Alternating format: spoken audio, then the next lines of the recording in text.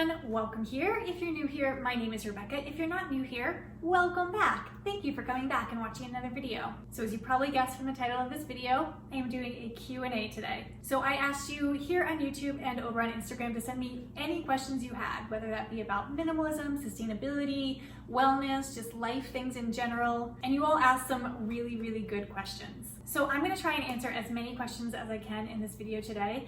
If I don't answer your question, it's probably because it was a really complex question and I'll probably do an entire video on the topic or have it be part of a future video. So I'm sorry if I don't get to the question here in today's video, but I wanted to try and keep this video as concise as possible. So I am going to try and answer these kind of in clusters. So we have a whole cluster kind of about minimalism, one about sustainability, and then just one about like personal life questions that you guys asked me. So I'll put some timestamps in the description box down below so you can skip ahead to any of those sections if you just want to hear specific questions. All right, with all that said, let's dive into it.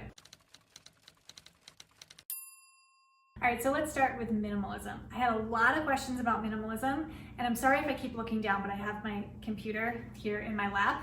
All right, so first question, is there an ultimate favorite thing that you've decluttered? Like it gave you that relief and light feeling? Yes. So it's not really one thing, it's kind of a collection of things. But when we were transitioning from living in a house to then living in our van, we sold or donated all of our furniture. We didn't keep any of it. And it was such a relief because I didn't like any of it. I had never really acquired my furniture that intentionally. Most of it was free or given to me. And so I ended up with this furniture collection that wasn't reflective of my style and didn't really go together. It didn't make my space feel nice. I just had no attachment to it and didn't really want it in my life anymore. When we sold and donated all of it, I just was like, what a relief. I was so glad to have all of it out of my life, knowing that one day when we did transition back to living into a house, I could start fresh and be intentional about the furniture in my house. All right, next question is, how do you deal with people you encounter who are consumer/maximalist? What can someone like me apply to their lifestyle without necessarily completely changing everything about them in their life? So I think what you're asking is, what do you do when people in your life have not adopted a minimalist lifestyle? Honestly, my approach to this is sort of the same approach I have to veganism. I'm never going to shame somebody about the life choices they make. And I'm really not going to be that loud about the choices that I make either. What I really like to do is just lead by example. And I find in a lot of cases, people will just start to ask questions about life choices when they start to notice the things that you're doing and the decisions that you're making. And that opens a very sort of organic conversation about something like minimalism or something like veganism. So instead of going out and just like preaching your values to someone who might not be ready to hear them, just lead by example, live your life, do your thing, and you'll be making an impression on someone even if you're not screaming at the top of your lungs about it. All right, next question is, what is your husband's opinion on minimalism? How does being a climbing guide, where there's lots of gear needed to do his job all day, play into your minimalist lifestyle? Great question. I actually got quite a few questions about Murphy and directed towards Murphy, and I was hoping he could be in this video with me and answer some of them, but he's working, he's not here, but I can answer on his behalf. We have talked a fair amount about these sorts of things. So let me start with the second half of that question, which is, he's a climbing guide. It does require an enormous amount of gear. So the way that plays into our minimalist life is, if you see this situation right here, this entire thing is filled with climbing gear. It's a dedicated spot in our house and it's huge. That's just for gear. But that said, it's all useful and adds value. He needs all of it. So in that way, it aligns with our minimalist principles in that it's all things that add value. So especially when it comes to evaluating maybe a hobby that you have or a collection that you have, it's not really about having the least number of things. We have a ton of climbing equipment, but I would still consider us minimalists. And what's Murphy's opinion on minimalism? He definitely has a different commitment level to it than me. I mean, he obviously doesn't have a YouTube channel where he makes content about it every week, but I would say the biggest change that I've seen in him since we adopted minimalism is that he always used to go for the cheapest thing possible. Whatever the best deal was, he would buy that thing. He loves a good deal, but he's definitely evolved his approach in terms of selecting things of quality and purchasing things with intention rather than just buying the cheapest thing that might break in 2 days. All right, next question is, how did you find your style while being a minimalist? I would say the answer to that is a solid, I don't know.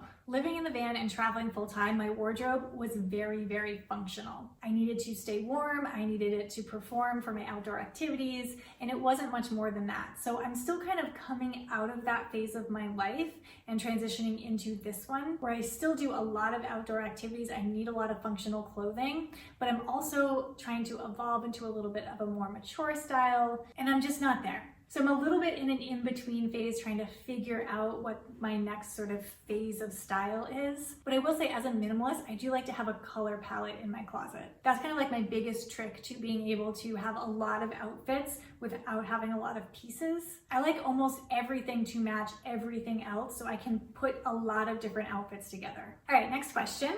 Hi there, I'm just starting my more minimal and mindful journey, and I'm currently at the decluttering stage. I have been working from home due to COVID-19 for almost a year and still uncertain of when we will go back and at what capacity. What are your tips for holding on to workwear, clothing, shoes, bags, etc.? This is a really good question and one that I can definitely sympathize with. I've definitely been asking some of the same questions as I go through my wardrobe, and I think there's two things I'm really doing to deal with this. The first is evaluating the piece of clothing for what it is and not for necessarily where you wear it. So when I pull out something that I would typically wear to an office, saying, do I actually like this thing, and can I picture myself wearing this thing if I had to be back in an office? And you can also look at it through the lens of if your style has evolved beyond that, if the piece now feels a little bit dated because it might be over a year old. So starting to put some of those filters on when you're looking through your wardrobe. And I'm also trying to think more mindfully about the things I'm bringing in terms of having them be maybe transitional pieces, things that I could maybe style up to wear into an office or dress down, so that I'm buying less things that are more to the polar ends of the style spectrum, if that makes sense, and things more in the middle that could go either way. All right, the next question is, when did you find out about the idea of minimalism and how? I don't know if I have a specific day where I was awakened to the idea of minimalism. I do, however, remember discovering a podcast. It's just the Minimalist Podcast, and just becoming enthralled with it. I listened to all of the back episodes. I was listening every single week as soon as it came out. I just was like absorbing all of the material. And I think that was somewhere around like 2014, and that was the first time I realized that some of the things and some of the ideas that I had a name. So I definitely feel like I've been practicing aspects of minimalism for a very, very long time, but it wasn't until around that time frame that I realized what it was and started consuming more content around it. All right, so let's answer some questions around sustainability. All right, so my leg is totally asleep. Ow, wake up. All right, so the first question is, what was the hardest non-sustainable item / habit to give up? This is easy. 100% food packaging. I really like to feed my body good, nourishing food, and I have a hard time sacrificing that for sustainability. So what I mean by that is, if I walk into a store and I want some organic spinach, if that organic spinach only comes in a single-use plastic bag, I still really want to buy that. It's just a thing that I can't find it within me to give up. Unless there's a radical shift in the way that our country grows and distributes food, I think I'm always going to have a fair amount of waste when it comes to the food that I buy. I just find it really hard to give up good, nourishing food if my only option is to buy it in non-sustainable packaging. All right, so the next question is, do you sometimes feel overwhelmed by the people in your life who don't live as consciously? I would say overwhelmed isn't really the right word. I feel overwhelmed when I think about the state of the earth and the environment and the steps that need to be taken to reverse what's going on. That thought kind of overwhelms me. But when I think about individuals in my life who make less conscious decisions, I guess two words come to mind. The first is sad, and the second is uncomfortable. Let me explain. It's sad in the way where I know I'm only responsible for my own decisions. So to watch somebody else make a decision that doesn't feel like they're putting the earth first, it just makes me a little bit sad. But I have to remember that not everybody's value system and the choices that everybody makes, they're not going to be the same as me, and that's okay. And secondly, I chose the word uncomfortable because there's a very funny thing that happens when people know that you've chosen to live a more sustainable life or that you're into sustainability. I feel like a lot of people think that I'm judging them all the time. And it gets a little bit uncomfortable because people will be doing a non-sustainable thing in front of me and feel like they need to apologize to me. And it's uncomfortable for everyone. Like, I'm not the sustainability police. Like, you do you. I hope you make the best choices that you can, and I hope you're doing the best as possible, but you don't have to justify it to me, you know? No judgment. All right, next question. Do you compost? If so, what do you use your compost for? Yes, I am a huge fan of composting. I think it's one of the greatest ways that we can cut down on waste that ends up in a landfill. I will be honest though, it has taken me quite some time to figure out how to compost in the desert. It is a lot drier here than I'm used to, but I finally think I've gotten into the flow of things. We got a good compost going, but I don't have any way to use it yet. My plan is to have some raised beds in our yard and to grow some food, but we haven't built those yet, so I haven't had the opportunity to use my finished compost, but that is the plan for it. All right, last sustainability question is, how do you clean your home with low waste? I use a simple solution to clean pretty much everything in my house. So it's water, white vinegar, and a couple drops of lemon essential oil. I put that in a glass spray bottle and use it to clean pretty much everything. So windows, floors, walls, all the surfaces, bathroom, toilet, everything. And I'll use that with a washable rag, and I do have some sustainably made brushes that I use in the bathroom, and I can link to those down below. Should I answer some personal questions? All right, I guess I'll start with hands down the most asked question of anything, especially over on Instagram. I guess I should answer it. Y'all wanna know how old I am. How old do you think I am? I'm like kind of old for a YouTuber, or kind of old for a YouTuber in this space, I think. Any guesses? I'm gonna tell you, 3, 2, 1. I will turn 39 in like 6 weeks. Are you surprised?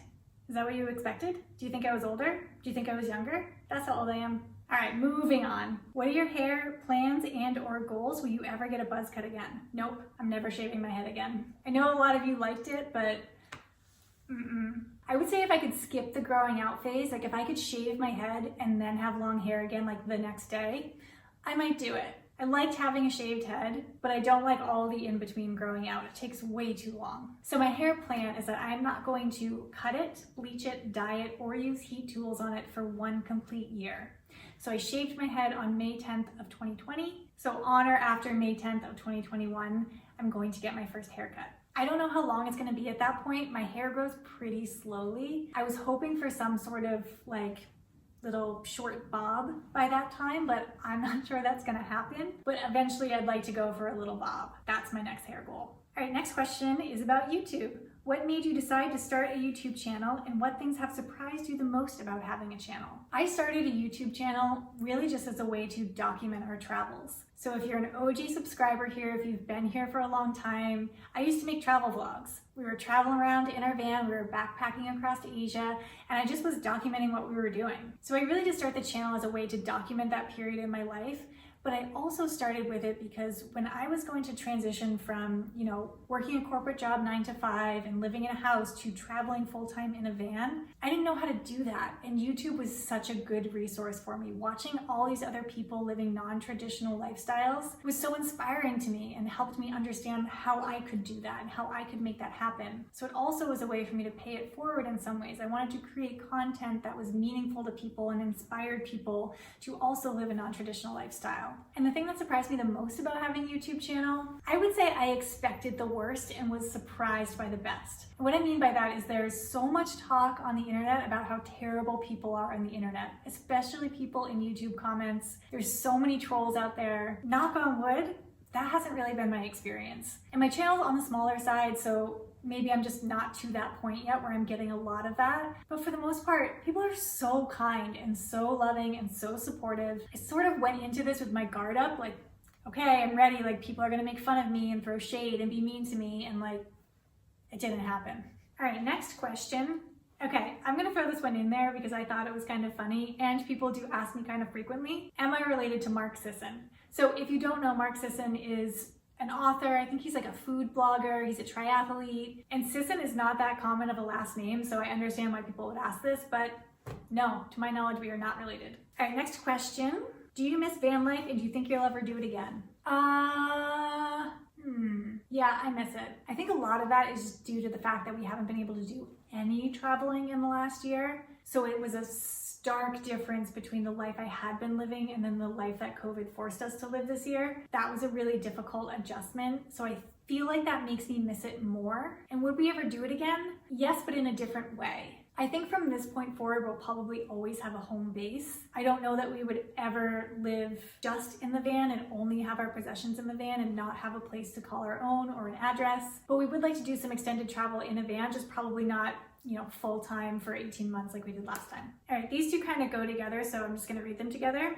What did you study in university and what's your day job? So in college, I studied communications and my day job is in marketing. So I'm a contract brand strategist, which means companies hire me on to help them with their marketing strategy. I work remotely from my house. I primarily work with clients like in the wellness space and in the nonprofit space. So that's what I spend the majority of my time doing. But I also make money teaching yoga and making videos here on YouTube. All right, next question is, how has COVID impacted your life? Do you plan on going back to traveling? What's your plan for 2021?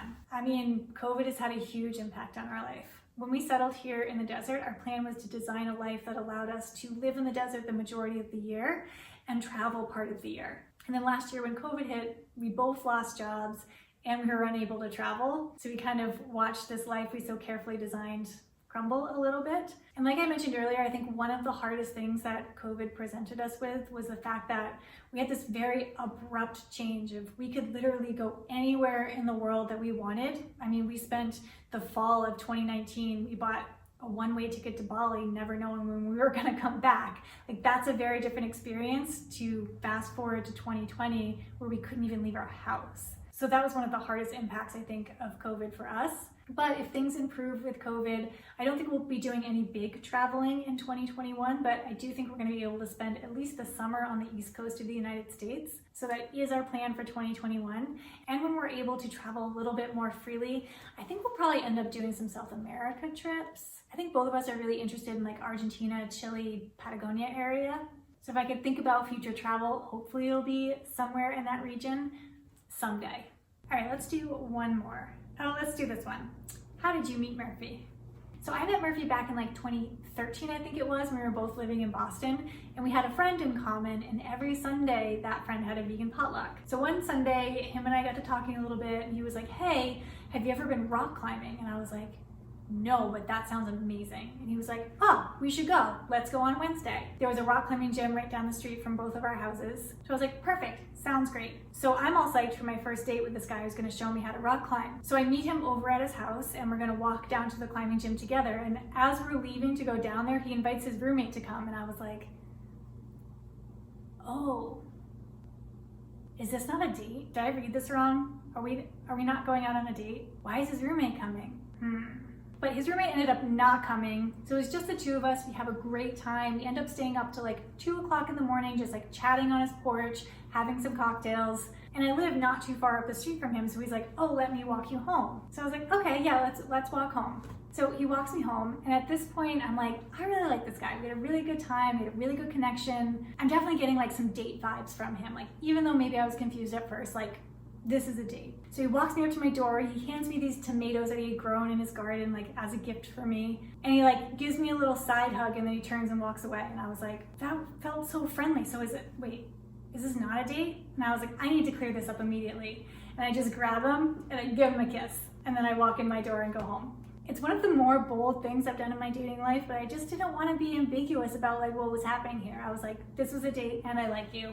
Good night.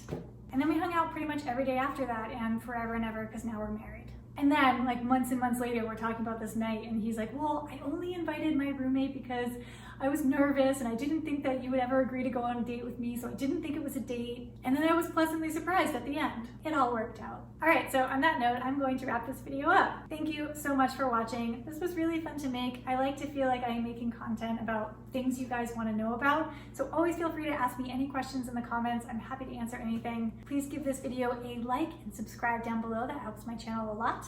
And I will see you next week. Bye everyone. If you're new here, I can't sit like this. I'm gonna drop my computer. Okay. What am I looking for? Oh, I'm just procrastinating now. Oh, I just deleted it. Oh no. Undo. Ah, it didn't work. Oh, there it is. Giving myself heart attacks over here. Back and watching another video. That airplane.